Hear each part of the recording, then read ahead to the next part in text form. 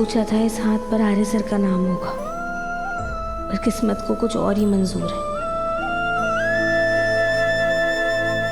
कितनी सुंदर डिजाइन बनी है।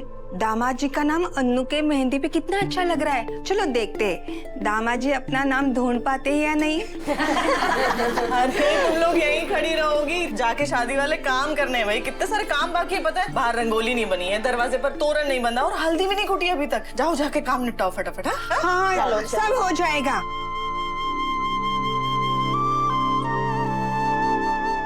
अनु बेटा मैं फैन चालू कर देती हूँ, तुम्हारी मेहंदी जल्दी सूख जाएगी। हाँ इधर आ जाओ आ जाओ।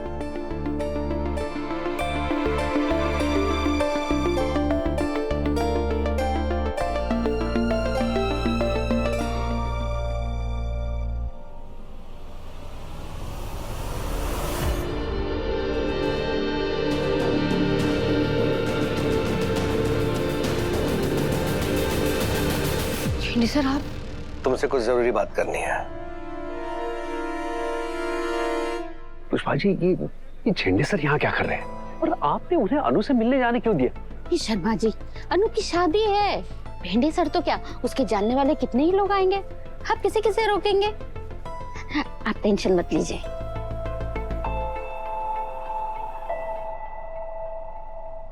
देखो अनु, मैं घुमा फिरा के बात नहीं करता हूँ, सीधे सीधे कह रहा हूँ, तोड़ दो ये शादी।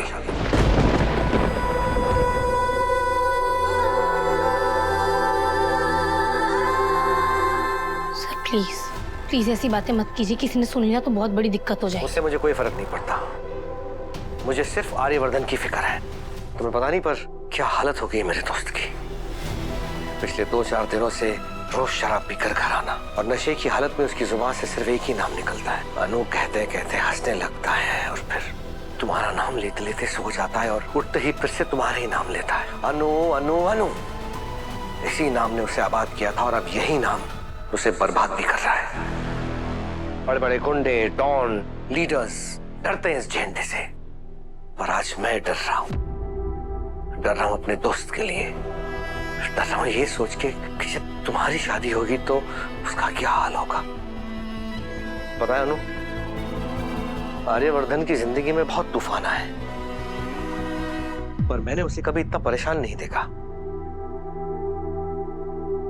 पता है, आर्यवर्धन हमेशा से इतना बड़ा बिजनेसमैन नहीं था। उसे इस ऊंचाई तक पहुंचने के लिए बहुत मेहनत करनी पड़ी। अब अगर वो वहां से गिरेगा ना तो वो बचेगा नहीं, टूट जाएगा। इसलिए प्लीज, जिसने आज तक किसी के सामने अपने हाथ नहीं जोड़े, गिड़गिड़ाया नहीं, आज तुम्हारे सामने अपने हाथ जोड़े खड़ा है। प्लीज मेरे दोस्त को बचा लो, ये शादी मत करो, तोड़ दो ये शादी।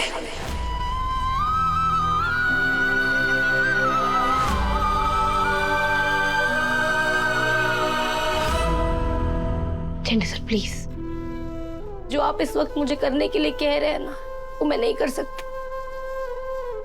मैं ये शादी नहीं तोड़ सकती। पर क्यों? क्योंकि मेरे पापा बहुत अच्छे इंसान है झेंडे सर, बहुत भोले।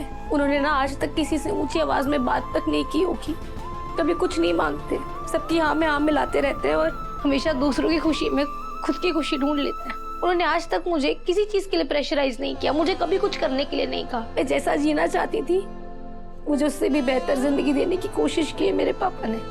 तो आज पहली बार जब उस इंसान ने मुझसे कुछ मांगा है तो मैं कैसे मना कर दूं उसे।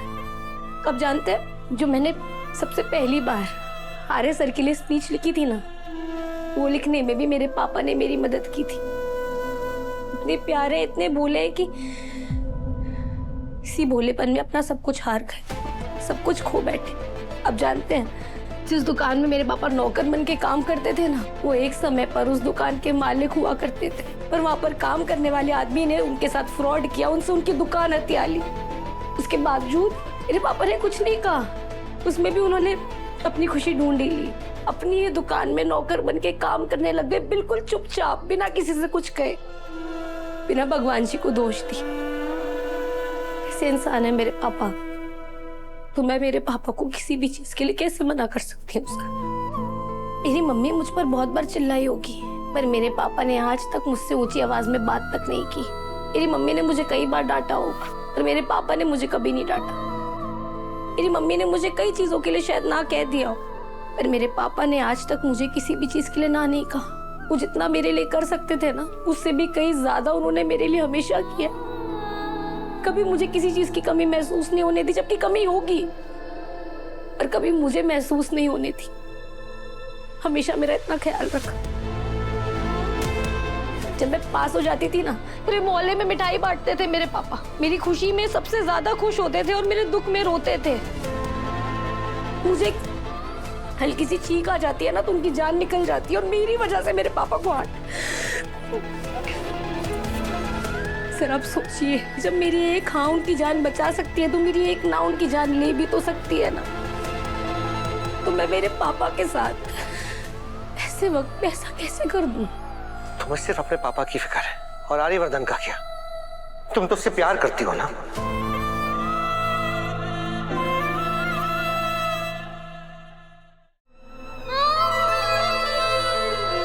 मैंने आज तक जब भी मेरे पापा के लिए कुछ किया है ना,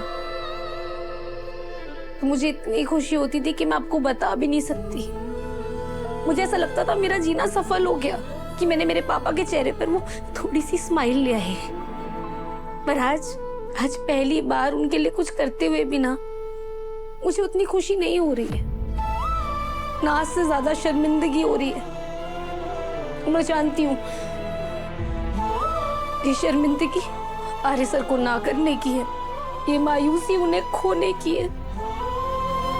मैं आज पहली बार उनके लिए कुछ करते हुए ये महसूस कर रही हूँ कि मैं सफल नहीं, मैं फेल हो गई।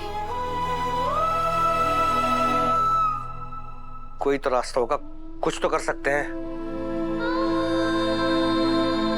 नहीं कुछ नहीं हो सकता, पर मुझे इस बात की शांति है कि आर्य सर के इस मुश्किल वक्त में उनके पास आपके जैसा एक दोस्त है जो हमेशा उनके साथ खड़ा है।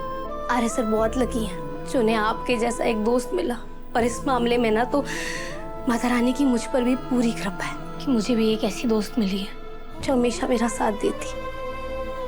अभी इस वक्त भी बाहर खड़े होकर हमारी बातें सुन रही है।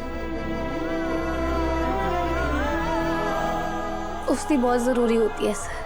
दोस्ती एक ऐसी चीज है जो हमें जिंदगी के इस उतार चढ़ाव में हमेशा हमारे साथ खड़ी रहती है। पर दुख कभी कभी इस बात का होता है कि हम कभी इस दोस्ती का एहसान नहीं चुका पाते, हमारे दोस्तों की बात नहीं मान पाते। इसलिए हम सॉरी झेंडे सर एंड हम सॉरी सिमरन। मैं आप दोनों की बात नहीं मान सकती, आप दोनों जो चाहते हैं वो मैं नहीं कर सकती। ठीक है, लेकिन मैं कर सकता हूं और मैं करूंगा। जो कुछ भी हो रहा है ना, मैं इसे बदल के रहूंगा। तुम दोनों को ऐसी अपनी जिंदगी बर्बाद नहीं करने दूंगा। झेंडे सर मेरे पास